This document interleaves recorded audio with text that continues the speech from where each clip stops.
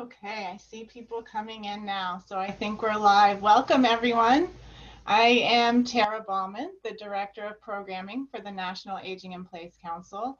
I'd like to welcome you to the closing panel of Aging in Place Week 2020. We have had a fantastic week. I hope you all have been able to join some of our presentations. If you have missed anything, you can hop over to YouTube and catch any of our presentations on NAIPC-TV. And if you subscribe there, you'll be able to catch all of our future events that we upload to YouTube. So we have a really great panel today. I'm going to just jump right into it. Joel Shapira was one of our panelists earlier, and he also ran a session on technology and seniors. So I'm really happy to have him moderate this closing panel. So I will turn it over to you, Joel. Thank you so much, Tara, and good afternoon to everybody who is tuning in live.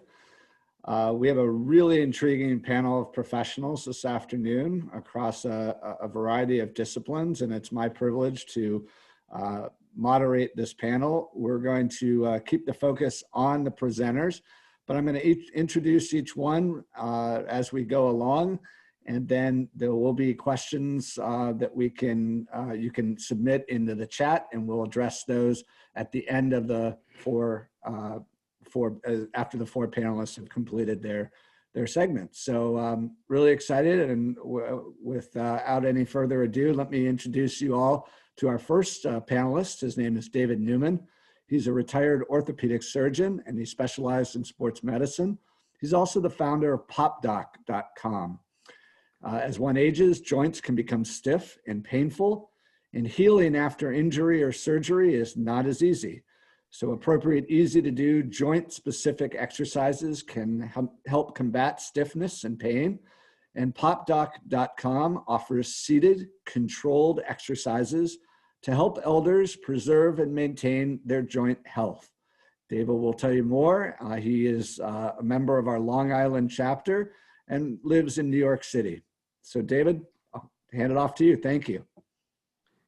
Thanks so much, Joel, and also to the NAIPC community. It's a wonderful resource, and Tara and Jessica, I really appreciate the opportunity, because I'm sure people out there know of people suffering from chronic muscle, bone, or joint pain, either themselves or their loved ones, and you know that it is heart-wrenching to see them when they can't get off the couch, they can't play with their grandchildren, they can't do the things that make them happy. And potentially there's some very good software out there, and there's a host of them. What I'd like to present today is what we offer at PopDoc.com. PopDoc stands for Preventive Orthopedic Program Documents, but it can also be Preventive Orthopedic Direct Your Own Care. So, I'm sorry, Jessica, can you jump back one? Sorry. So the title is New Technology and Engagement Software Designed to Achieve Musculoskeletal Health and Wellness for the Aging and Their Caregivers. Thanks, Jessica. You can move on. Yes. So the objectives of this talk today, and it's going to be a brief yet poignant talk about introducing a musculoskeletal program into the lives of aging people and their caregivers in order to help them stay active and be as happy as possible. So as you know, chronic pain brings people down, and we are here to support you in your desire to live a long life with less pain. So we inspire, facilitate, motivate, and empower people to understand their bodies and also do things so they can stay happier. Next slide, please, Jessica. So as the founder, David Newman, I'm a retired orthopedic surgeon due to a musculoskeletal injury and condition. So I've been an orthopedic patient, and I've also done a lot of orthopedic surgery in my lifetime. And I understand chronic pain and how the joints, which are the most delicate parts of the musculoskeletal system, are really not, they're not resilient, and they're fragile, and they're open to injury, and they don't heal well. So I'm empowered when I see my patients come back and they do the right things and exercise so they can have less pain and live a healthy and happy lifestyle. So at PopDoc.com, we are making the move to better joint health. Jessica, please. So there's a big burden of musculoskeletal disorders in the country, and there's about 10,000 people a day turning 65, so you are not alone. There are a lot of people out there that are aging, and life expectancy is around 78.6 years old, declining since 2016, but still you want to live at home, doing the things that make you happy without being dependent on others. It affects about 3 out of 4 people 65 and over, musculoskeletal disorders. And unfortunately, it comes along with a lot of pain. It affects about 127 million Americans, and the cost of care is around $874 billion a year. So it's a big burden to the United States and the healthcare system, as well as the familial system. Next, please. So there are problems affecting elders, and I just want to touch on a couple, but joint pain is one, loss of balance, faltering independence, musculoskeletal dysfunction, including stiffness and weakness, chronic medical conditions, and a sedentary lifestyle. So all these things can diminish your love for life and your happiness and your potentially your activity level. Next, please, Jessica. So there's also a human cost to joint pain. So if you have joint pain or your loved ones have joint pain, you can see that they are suffering and they have pain and depression, drug dependence, damaged relationships with friends and family, prolonged and costly treatments, surgeries, injections, pills, therapy. They can all add up. There's reduced productivity in your existence, a loss of independence, meaning you cannot do your cooking, your cleaning, your shopping, your gardening, and or the dancing and the things that make you smile. And there's also diminished morale. Next, please. So there also been shown so often the benefits of the appropriate exercise and how positively it can affect your well-being or the well-being of your loved ones. So it combats chronic disease, it slows the progress of dementia, increases your energy, elevates your mood, prolongs your independence, allows you to do those things, alleviates pain, reduces falls, and has been shown to lengthen life.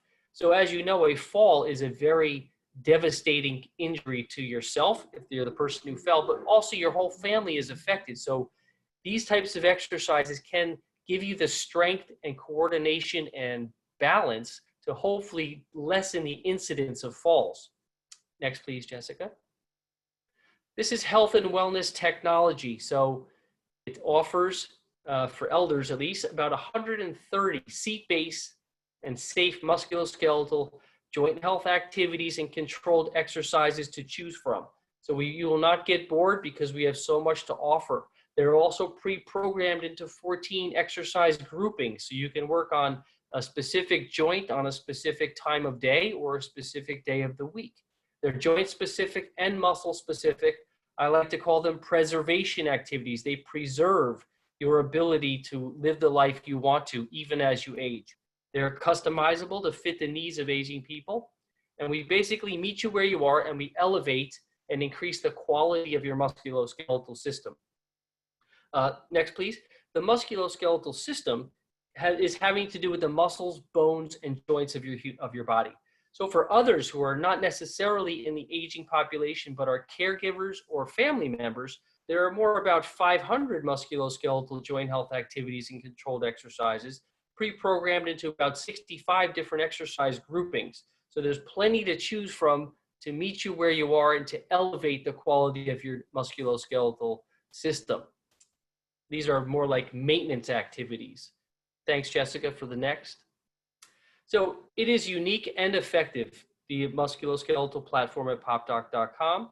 As you can see from the image, it's a live model doing a GIF animation type of movement, very technically precise, and they are simple and easy to follow. The text is either in English or Spanish at this time, so we hopefully can meet you where you are. They're uniform images with a human model, and it is affecting at diminishing pain and maintaining function. That means allowing you to get in and out of bed, to get your clothes on, do hygienic activities, cook, clean, shop, and do the things that make you happy, like play with your children or grandchildren. Next, please, Jessica. So it is also impactful. So it is a subscription service for individuals, home care agencies, independent and assisted living facilities, senior centers, community centers. We have a package that's perfect for you all, and it tracks and monitors end user usage. It engages, motivates, and empowers people. the elderly and those that care for them. So if there is somebody caring for an elder, it is a mirror type of program, so there's no hands-on, but you just essentially do the exercises together, get the blood flow to the joints, wring out the muscles during some stretching to help bring new blood flow there, diminishing pain, keeping your muscles and your joints healthy. So it integrates easily and opens communication between caregivers and families. The way we track and monitor, and we get surveys that get answered. So you understand if your elder or your loved one is doing something to hopefully stay fit, stay happy, and stay active. Next, Jessica. So there are some key results after our learning objectives from integration of the PopDoc platform. It's easy to use, engaging, effective service, accessible almost anywhere, maintains and preserves healthy joint function, keeps you independent and social and feeling less pain, and ultimately improves the quality of your life. Jessica? So together we are stronger. This software platform plus you and your organization, facility, or family are stronger together. We come from experience. We are built on integrity. We offer clarity and execution to help people continue the use of their joints so they feel better and stay as active as possible and independent as possible. It's about 5 to 7 minutes a day. They can positively change your lives and impact your life forever. Jessica? We know you can do it, and only you can change the trajectory of your musculoskeletal health journey. Healthier joints make happier people. Drop the mic, I'm finished. Thanks so much, David. We are going to, now that you've dropped the mic, we are going to hold questions related to anything you said till the end. But please go ahead and continue to put it in the chat. With that, we are going to transition over to Karen Leventhal. And Karen has an extensive social work and sales and marketing background with various levels of senior care, experience in senior centers, to retirement communities, to skilled nursing care, to hospice, and almost everywhere in between. Her history is in 2008, Karen was laid off from her job and was at a crossroads of what to do with her life and what she wanted to be when she grew up. Her husband, Leon, was gainfully employed, but looking for a little more of a challenge in the work area. The two of them were working previously together and talked about one day starting a business. Well, that day came and the two joined forces and they developed, this was the birth of Senior's Choice. So Karen is in the San Diego area and a member of the San Diego chapter. So with that, Karen, over to you. We got to unmute you though. I know, I'm so sorry. I was shaking my head all excited. Hi, everybody. Nice to see you all. As you know, with the National Aging in Place through the NAIPC, we talk about the 5 pillars of aging successfully in place, and your home is definitely one of those pillars. So Jessica, if you could go to the next slide. So what are the goals of aging in place in your home, and how can we accomplish them? One of the main goals is choosing the place you're going to live. It doesn't have to be the home that you grew up in or the home you've raised your kids in. It might be a downsize or it might be an upsize. It just depends.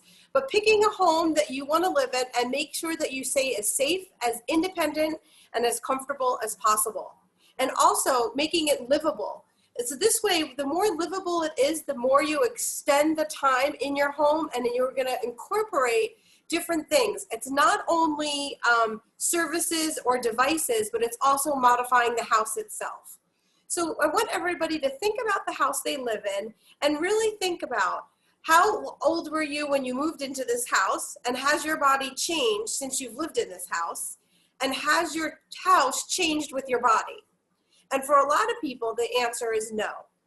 Next slide, please. So you really want to think about a couple of different things. You want to think about your security and emergency preparedness in your home, whether it's having a first aid kit, a vial life, which is in which every firefighter, especially in California, I know for sure, and in New York, because my family's all in New York, the vial of life is an amazing product that it comes with a little sticker you put on your front door. And then you have a little kit, Jessica, if you can sort of point, I don't think, I don't know if you guys can see that. Yes, thank you. It comes with a little piece of paper that you fill out your medical information, and then you put that piece of paper in that envelope, and then you put the sticker on your door. On that piece of paper, it gives you information about, in case of an emergency, what to do with your pets, any medications you're on, anything the firemen or the EMT workers need to know about you is all right there. That is like the #1 thing that you can do to help yourself in case of an emergency and help the EMT workers. So vital life. Also having a disaster plan. No matter what part of the country you live in, there are natural disasters, whether it's California with earthquakes, in the middle of the country with tornadoes, or back east with snowstorms or storms, or who knows what. 2020, you have no idea what the heck can happen. But having a disaster plan in place, having a personal emergency response system, or I like to call it, I've fallen and I can't get up button. Those are an amazing, amazing products out there so that they can help you if you do fall, or if you do have an emergency and you need help. And also a fall detector like an Apple Watch is a great solution as well. And I could go on and on about personal emergency response systems, but I only have 10 minutes. So let's go to the next slide. Okay, great.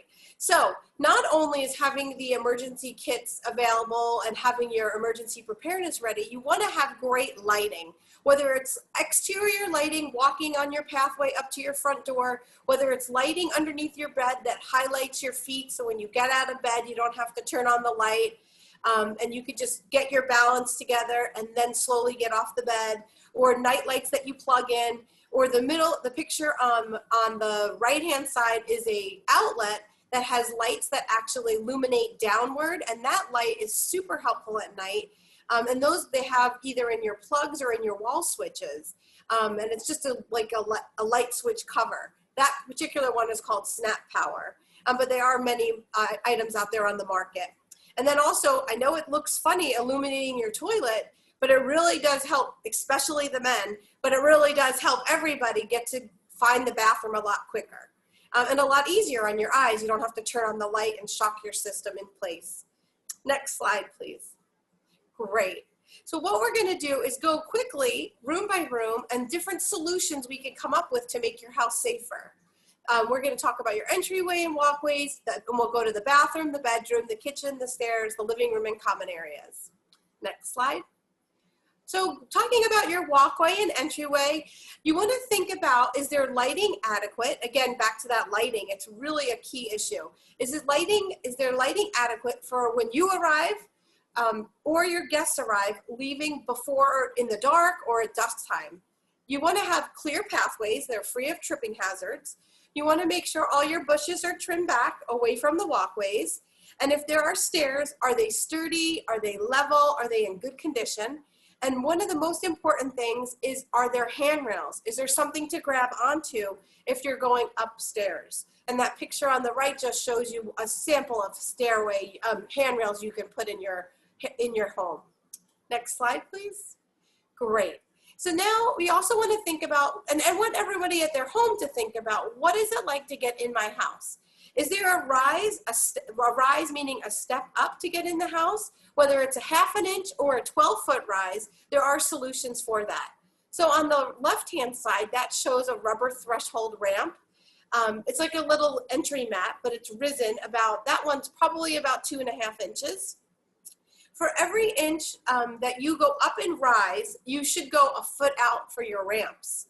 So some people think, oh, I only have a 6-foot inch step up. Well, that's a 6-foot ramp out there. So you really need to make sure you have the space for it. So the picture on the right shows a porch lift. So that's probably over a 20-inch rise, and a porch lift for that is a better solution than a ramp because most people don't have 20 feet of ramp space to put something like that. Especially if you live in a mobile home, you really do need that space. That picture in the middle with that long ramp, that shows just what an option of like, that must have been like a 20-foot ramp because the rise was 20 feet and that they did have the space for that. But the picture on the right shows they didn't have the space, so that's a better solution.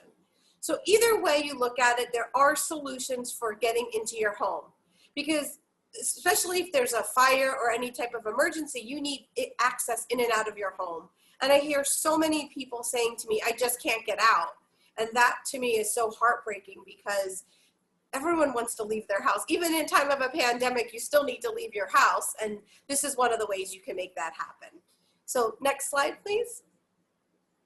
Okay, now one of the most popular areas I like to talk about is the bathroom. The bathroom, unfortunately, is the #1 place people injure themselves and have falls. So there's so many things you could do to make your bathroom safer, whether it's widening the door. A recommended ADA is 36 inches wide. Most doors are 28 to 30, and you can get a walker through them, but getting a wheelchair, if you're in a wheelchair, is very difficult.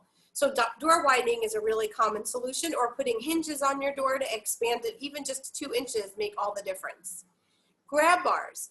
Now people talk about grab bars and they think they're just for old people, or they look ugly, they make it look institutional. Well, there are new products out there, and we'll talk a little bit more on the next slide, but don't go there yet, Jessica, about grab bars that make them really pretty and nice. So if you look at that picture with the toilet paper on it, that is a toilet paper holder grab bar. Great solution. It's very modern looking and clean looking, yet it's a grab bar and holds your toilet paper, so it has 2 functions. And those are the type of products that are coming out on the market now, which I love. Also on the left, we show a handheld shower head, which makes it really great for you to direct the water where you want it. On the right, we show a shower that's a walk-in shower, meaning there's no threshold, no step up. You can walk in right away, or you can roll in if you're on a wheelchair. There's a drop-down shower seat. There's a handheld shower. There's grab bars everywhere. So that makes it really a very safe shower. Again, that is like the ultimate in bath safety. There are little things you can do to make it safer. So the picture on the bottom shows a shower bench. So if you have a tub and it's hard for you to step in and out of the tub, a shower bench straddles the tub and lets you get in and out of it by just straddling over it on the bench. They even have benches that are on a slide bar so that you can just easily slide over if you have a hard time scooting over. And the one thing I do want to say about benches and stools and shower chairs is you do want to make sure that you have backrest as well as armrests on it, because those really assist in getting things up, in getting you up and down on the shower. Okay, I mean in the shower chair. Okay, sorry, next slide. Okay, so grab bars, they are a thing of beauty. If you look at this picture, everywhere where there's a green arrow, that is a grab bar. So look at the one on the right, that is a towel bar grab bar. Moving closer on the right into the middle, you have a grab bar on an angle in the tub itself, in the tub shower. That is a grab bar, and people have seen those grab bars before. They come in many different styles, many different colors, many different shapes. So there's lots of options with them. In the shower on the top, there is a ring grab bar, and that makes it super helpful to hold on when you're turning on or off the shower. And then we talked about the toilet paper, and then also the one on the left is the shelf grab bar. Okay, next slide. We're moving fast, geez. So again, every room has some solutions. Whether you have a difficult time getting on and off the bed, or off the chair, or off the shower, out of the shower, there are solutions for you, and these are just some of the products that you can use. My favorite is the one on the right top, which is a transfer pole. It is a tension mounted pole that goes from floor to ceiling, doesn't ruin your floor, doesn't ruin your ceiling, and you can use it in multiple different locations. Next slide. Again, options in the kitchen, lighting, the vial of life, counters, levered faucets, an easy fix. Instead of having knobs that turn things on and off, if you have dexterity issues, arthritis, it's easier to use levers or using a push on and off. And so that's another great solution. Next slide. Of course, if you have stairs, people think, oh my gosh, I have stairs, I have to move. You don't have to move. There are solutions, whether you need just added handrails like on the left, whether you have a straight stair lift on the middle, or if you have a curved stair lift, there are solutions for those as well. So that's a curved stair lift. Next slide. And again, there are common area solutions, making sure there's no clutter, no slip hazards, clear pathways, chairs with arms, all sorts of options. There's a lift chair on the bottom there that helps you easily stand up. Next slide. So you have been given so much power to bring awareness, prevention, and change. Next slide. My question to you is, what are you going to do with your power? So thank you so much for listening to me. I know I spoke really fast. I had a lot to cover because there's such great information I'd like to share with you. And thank you again. Excellent. Thanks, Karen. This is certainly an issue where a little bit of proactive thinking and a little bit of work ahead of time can make a world of difference. I know a lot of people say that the problem people call to make those home modifications on Tuesday when their loved one is being discharged on Thursday from the rehab center.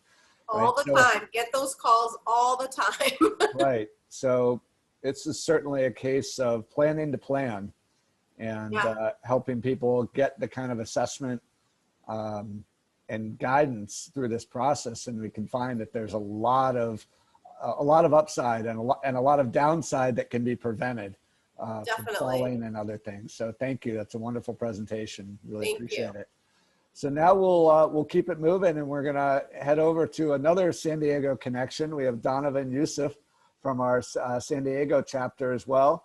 And Donovan was working in a retirement home when the Great Recession hit more than a decade ago, and many residents were forced to move out because their investment management and their financial plans were not aligned. It was at that moment he realized the significance of ensuring that what you want and what you have are in line. And at that moment, he knew he wanted to become a financial advisor. So we're very lucky to have Donovan here today and talking about what happens after the paychecks stop.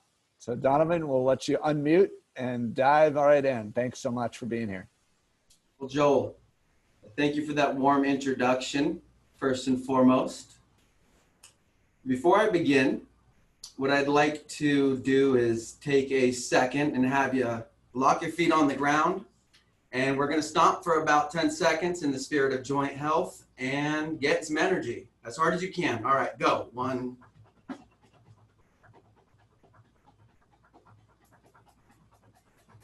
All right, I'm ready to present. So the theme for today is very simple. We as individuals are all unique. We're all different. We all have different dreams, visions, passions, different upbringings. That's what makes us individuals. What I know is universal with all of the individuals that I interact with is they don't want to run out of money. They want to retire once and call it a day. So that's what we're going to talk about today. Next slide. The themes are: what does retirement look like for you? Where will retirement income come from? What are some of the potential risks? And how can you address these risks? The first thing to consider is, what do you want in your retirement? Do you want to travel all the time? Do you want to buy a vacation home? Just want to live a simple life? Do you want to leave as much to charity? Do you want to work part-time, that work-life optional mentality? All of these things need to be accounted for. One would say food is necessary in terms of expenses, and one would say vacations are necessary or discretionary. The idea is separating the necessary from the discretionary to identify where will our shortfalls truly lie and what areas do we have to address. Next slide. Now, I have a beautiful crystal ball here. It works perfectly. I can assure you, ask me for the lottery winning numbers. I can take care of that. The one thing I make all my clients do is envision that they have good health, good wealth, prosperity, no objections. I want to understand, what do you want out of life? You worked your butt off. You spent all this time working, taking care of family, raising children, maybe even grandchildren. Who knows? But you worked your butt off. Let's start thinking about, what do we want to accomplish? And then identify with, hey, what sources of income do I have that are fixed? Like Social Security, like pensions. If you're a musician, maybe you have some royalties. Or maybe if you own a plot of land that has some oil as well, some royalties as well. Those are fixed. We know what we're getting. The difference that we're solving for is those savings and investment income. Those are the things we have to consider to cover that shortfall, because we know on the first of the month, Social Security will pay, our company's pension will pay, those royalties are going to come in. But let's say we look at your expenses and we identify, hey, there's a shortfall. That's what we're going to solve for, and that's what we're going to make sure is solved for, because we don't want to run out of money. Next slide. An important factor to consider are two things: your withdrawal rate and your reliance rate. So let's say you make, $25,000 in income on an annual basis. You need to spend $30,000 on a annual basis. There's a shortfall of $5,000 a year. So when we look at your withdrawal rate, we determine, all right, how much of my gap in needs are being covered by my outside assets, and what rate am I pulling that from my account? And then also, what percentage of my account balance do I rely on those assets? Those are two very important questions, because again, we want to retire once. We don't want to have to go back to work. So we have to plan appropriately. Next slide. The concept today is going to be incorporating or insuring. There's 4 risks. The first risk is outliving your retirement savings. One thing that stands out to me is when I talk to a couple, say, well, we plan for 90 because that's the proven number. It's a safe number. We're not going to make it. We're going to pass at 75. Okay. Hey, if you're going to pass at 75, so be it. But we got to plan for 90, because I don't want you to run out of money for those 15 plus years. And there's an interesting statistic. You have a husband and a wife. They're both 65. There's a 60% chance one will make it to 90, and with technology and healthcare, that number could grow over time. So it's important that we adjust our spending and we take that into consideration, and that's how you incorporate it. The next option is insuring. An annuity is a insurance product. Basically, you're taking a lump sum of money, you're giving it to an insurance company, and in exchange, they're going to give you a monthly payment to offset that shortfall. So those are 2 ways to handle the outliving your savings. Next slide, please. All right, market declines. This has to be my favorite. The reason why is it involves a lot of emotional coaching, because no one likes to lose money. Scientifically, if you lose money, it hurts twice as much as making money. And then the concern of, I lost money, sets in. Then there's the grieving process. There's 2 approaches you can incorporate. In my office, we simplify things. We generate at least in a year's worth of income coming in every single month to mitigate the concern that is, I need this money in my account tomorrow. Well, Mr. Smith, actually, we have a steady stream coming in every single month. The market, it does fall. Downturns are normal, upturns follow downturns, and they last significantly longer. And they last about 13 months. So by the time the market starts coming back, you're still getting that steady stream of income. You're not going to need to tap into those assets, and you're going to allow that market decline to not impact your need, and you're going to feel more confident. The insurance option, again, the annuity, you take some money, you give it to an insurance company, and they give you a steady stream of income that has nothing to do with the market. Next slide. All right, inflation. And if you can go to the next slide, that would be great. So here we have an example, 1993, 2018, and what we expect in 2043. There's a drastic difference between cost, and this is subtle, and it happens quickly. Yesterday I was at Ralph's, candy's $2.19 now. I'm like, what the heck? It used to be $1.89. It doesn't make sense. It creeps up. And if you're putting money in the bank, you're not growing at the right rate. So it's important to have the right mix of stocks and bonds to keep your account safe and also to keep up with inflation. Next slide. We have healthcare and long-term care costs. So you can incorporate or you can insure. The thing to consider is if you need full-time care for 24 hours without a family member assisting, it's going to cost about $15,000 to $20,000 a month.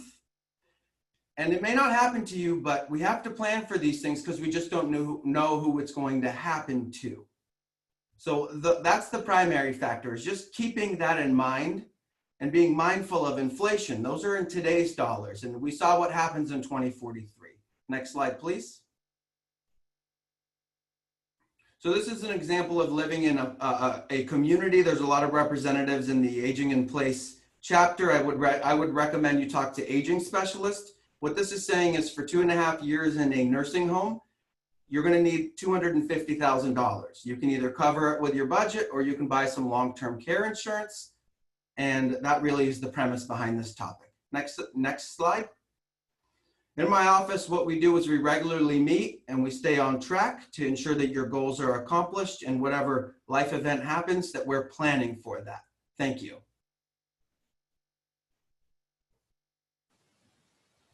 Great, thanks, Donovan. This is another topic that can be quite overwhelming for a lot of people, and knowing how much they even have or how it can be deployed in a strategic way is something that someone like you can be a great help to the older adults, to their families, to the other people involved, and something we as a society, in terms of financial wellness, there's a lot of work to be done. So thanks very much for your presentation today. And with that, we will bring on Kelly Napier. Kelly is a partner at Brandon Napier Elder Law in Atlanta. Prior to joining Brandon Napier, Kelly worked with another local firm specialized in Medicaid planning. It was this legal work and Kelly's experience navigating the long-term care system for her grandmother that prompted her enrollment in law school. Prior to her legal work, Kelly worked in the construction industry for many years. Again, she is out of Atlanta, so we have almost all the area codes or time zones, not area codes, time zones represented. But so with that, Kelly, I'll hand it over to you. Thanks so much for being here. Thank you, Joel. Thank you, everybody, for having me on today. So I heard Karen mentioned those 5 pillars of long-term care, and I want to go back to that. And one of the pillars is legal, but we've also got housing, home care, financial care coordination.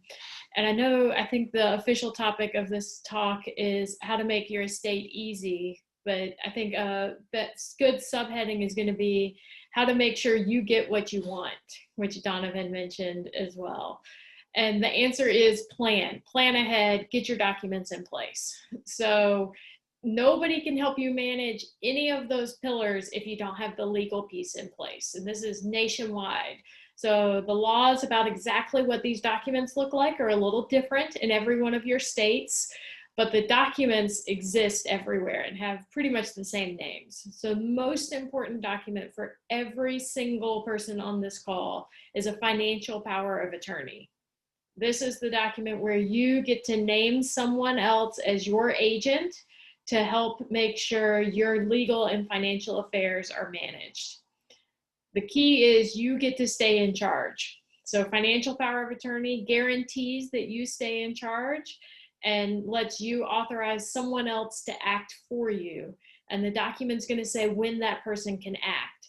Most likely, they're going to be able to act as soon as you sign the document. That's your best protection. But you might pick some future event, like when your doctor signs a letter, or when this group of family members signs a letter that says you can't manage your affairs anymore. But the safest option is right now, today, I'm going to sign a power of attorney. I'm going to let Joel be my agent. And right now, today, Joel can start acting the same as I can. But your protection is he can't do anything you told him not to do.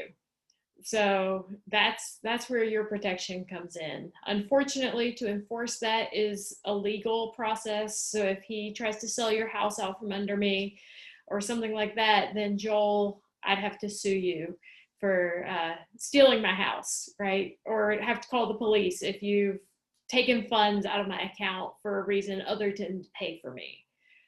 But I trust you enough if I've named you as my agent. So I trust that you're going to make sure my affairs are properly managed. So that's the most important document. If you don't have that and something happens and you can't manage your own affairs anymore, your family has to go to the probate court where you live and file for guardianship and conservatorship, which in Georgia right now takes about 3 months. In some states, it's even longer than that. It's costly, and it involves the judge saying you are not competent to make your own decisions anymore, and taking away all of your rights to direct your own care, direct your own finances, and giving all that power to someone else. So power of attorney avoids that because you get to stay in charge, and you're authorizing someone else to also be able to act alongside or in tandem to you. So that's the most important document. The next most important document we need if we want to age in place is an advance directive for healthcare. This document lets you name someone else to make healthcare decisions for you. And then it lets you tell them what you want them to do about your healthcare decisions. So it's sometimes in some states, it's still called a healthcare power of attorney. That's the part where you name someone else to make that decision for you. And a living will, which is where you tell your agent what your healthcare wishes are.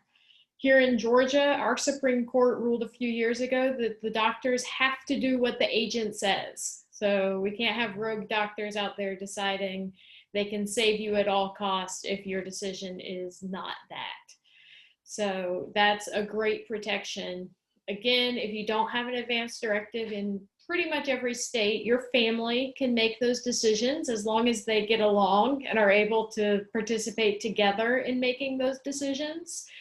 But if your family's not able to agree, or I had a family call recently with 5 siblings, and one of the middle kids was the one who was sick in the hospital with no legal documents in place.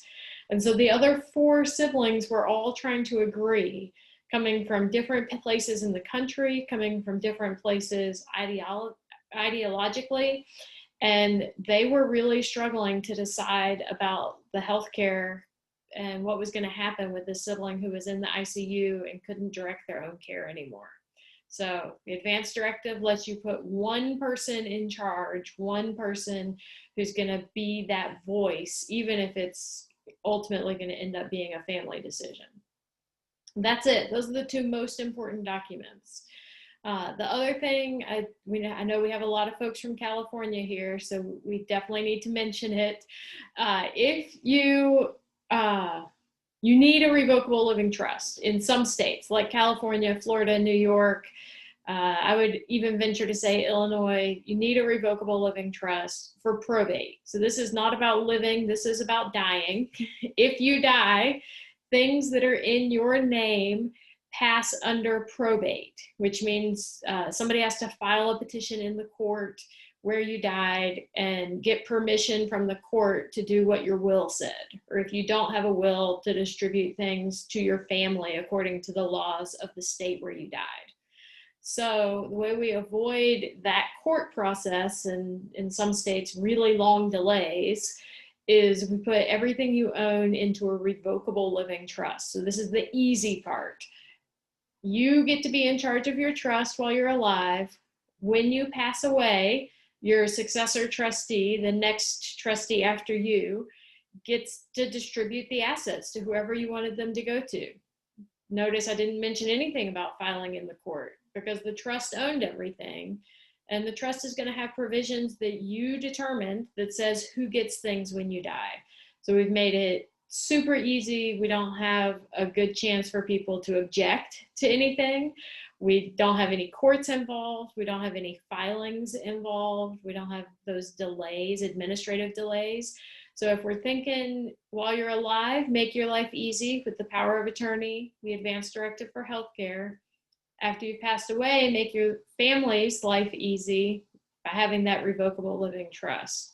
There are some states like Georgia where probate's really easy, and you can get away with just having a will. But there are lots of states where probate is a lot tougher and where you're going to need that trust. One final thought, Karen mentioned the vial of life. Some states, instead of vial of life, have a gold star or a yellow star. So it's the exact same thought that you have an emblem. In Georgia, it's a yellow star.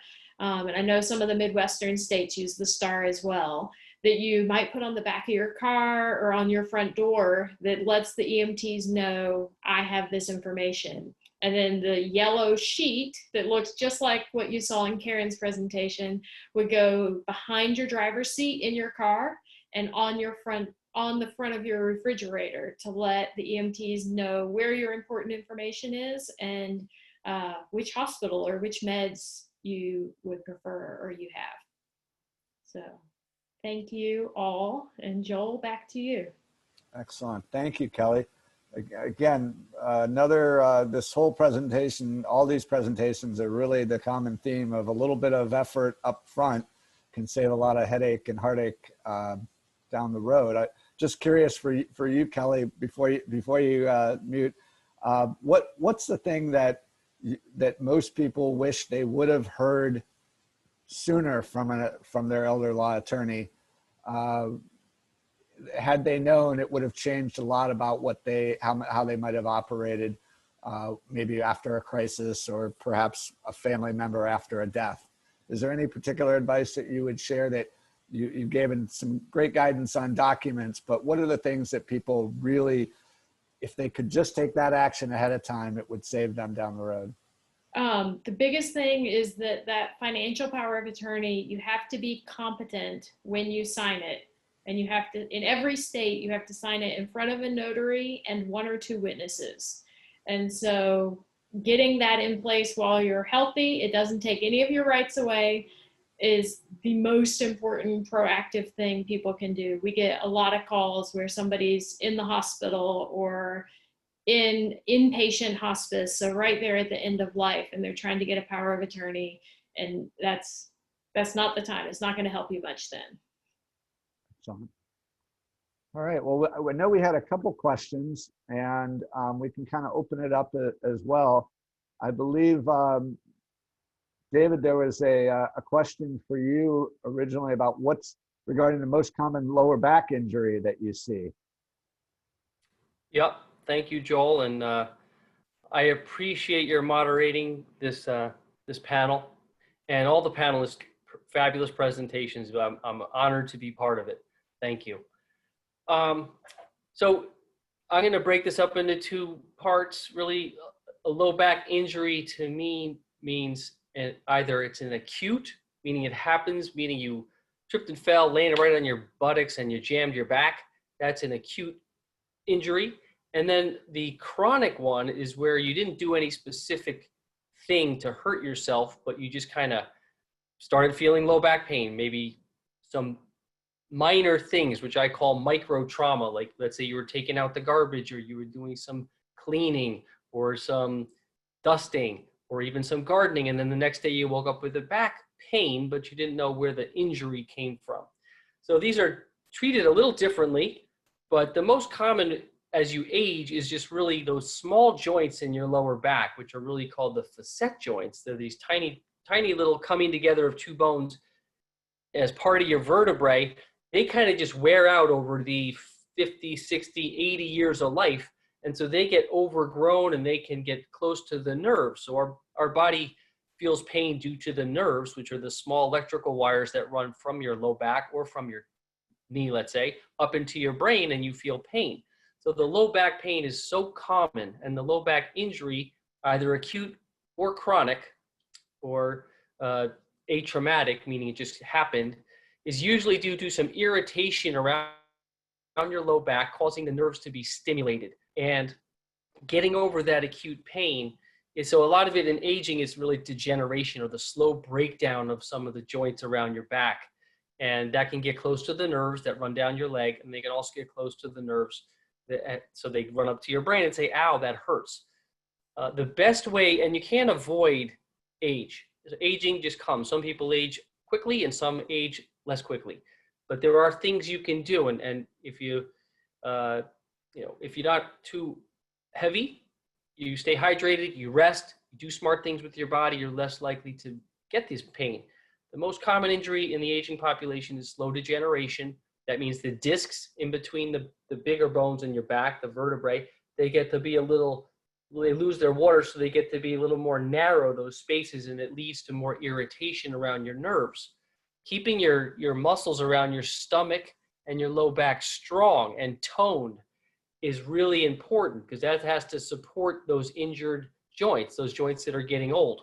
So by doing the right exercise of staying flexible, meaning you can move your back, bend it, twist it, laterally bend it, or rotate it slowly and consistently on a routine basis, can support those joints around your back to like diminish the most common injury, which is just degeneration or degenerative arthritis, which is painful inflammation of a breaking down joint. So I hope that answers the question. And I know, Joel, you have some other questions in there. I know that Karen had asked a question regarding does the software program that PopDoc offers covered by Medicare? And so there's also, unfortunately, a two-pronged question or answer. So the individual can get on the site and purchase a subscription of preservation exercises for a fee per month, and it's anywhere from $6.99 to $19.99 a month. And that gives you a listing of either 5 to 20 exercise groupings that you could choose from.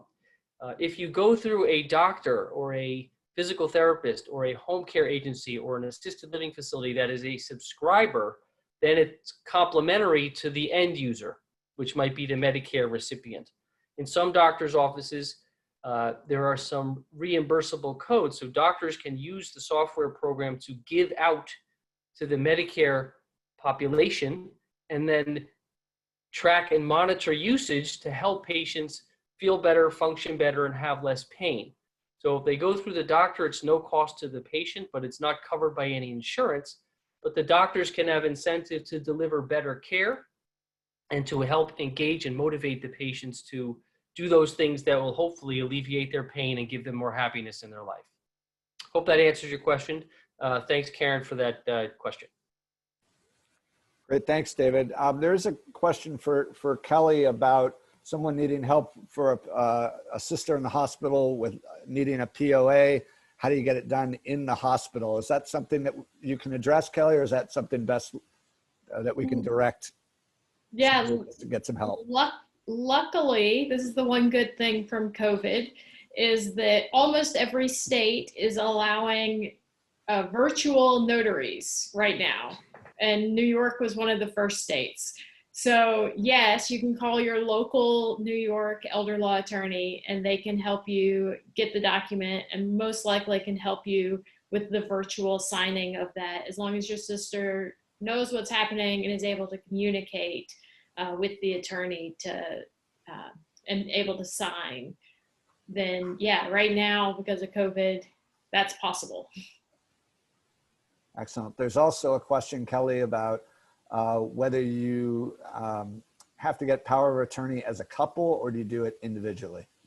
Individually. So every individual, all your estate planning documents are going to be individual. So each spouse or each person will have their own power of attorney where they've named someone else. They'll have their own advance directive. They'll have their own will. You could do a joint trust, but you definitely want to talk to an attorney in your state about that, because in some states it's way better to have individual trust, especially if you have a state income tax or an estate tax in your state. Got it. Excellent. Donovan, just a question for you. Again, similar question that I asked Kelly. What are some of the things that you wish people came to talk to you about sooner, right? What are the things that they would, that if you got them 5 years or 10 years before, more often when they actually do come in to talk with you, that you could really help make a substantial difference in what they have available to them and how they can strategically use it? I'm glad you asked that question. So typically, in our late 50s, early 60s, we start thinking about, all right, well, I kind of want to put my hat up. I don't want to work anymore. And then you ask them the question, like, what do you want to do? And where do you want to travel? What do you enjoy? And they just give you this blank look. And they don't really know how to answer the question because they've been in this mind state of, let's take care of this. Let's go to work here. Let's handle these tasks, these challenges. And then all of a sudden, they don't know what they want. So I know for myself, I mean, I'm younger. Like I want to do the National Monument Tour. I'm a first generation American. I love what this country stands for. So I'm already thinking about these things. So I'm motivating myself on a daily basis to say, yeah, I want to leave some money to my son. I want to travel. I want to get a house in Mexico. So I'm already thinking about these things. And typically it takes someone about 3 to 6 months to truly identify, hey, what do I want out of life? And that's what we're pricing. We're pricing the luxuries, the adventures, the travels. These are the things we want to plan for, rather than I just want to be all right. I want to stay at home, and that's all I could think of. Because truthfully, that's not the case, but that's all you've thought of. So I hope that's a takeaway for everyone on this call. If you're close or maybe some years away, just start thinking about these things, because the sooner you plan, the more enjoyment you're going to have in your retired years. Excellent. Thanks, Donovan. And I think we are pretty much at the top of the hour, so we're going to wrap it up. Yep, there we go. We've got everybody's contact information. Again, we had a lot of great information shared in the course of this hour. You can follow up with any of the panelists or me if there's other questions that emerge. But again, this is a topic where a little bit of information, a little bit of proactive action can really make a big difference down the road. So we're glad that you were able to join us today live or following up afterwards. And want to just thank Tara and the NAIPC organization as well for inviting me to participate and moderate. And I want to thank the 4 panelists, Kelly, Donovan, Karen, and David. Thanks so much for what you shared today. Thanks, everyone. Our next event is going to be a members-only event on Tuesday, October 20th. That's this coming Tuesday. It's going to highlight how 5 small business owners have adjusted their strategies to deal with COVID. So I hope to see you there if you're a member. And if not, if you want to send us an email, we can get you member information. So thanks, everyone, and we'll see you next time. Thank you.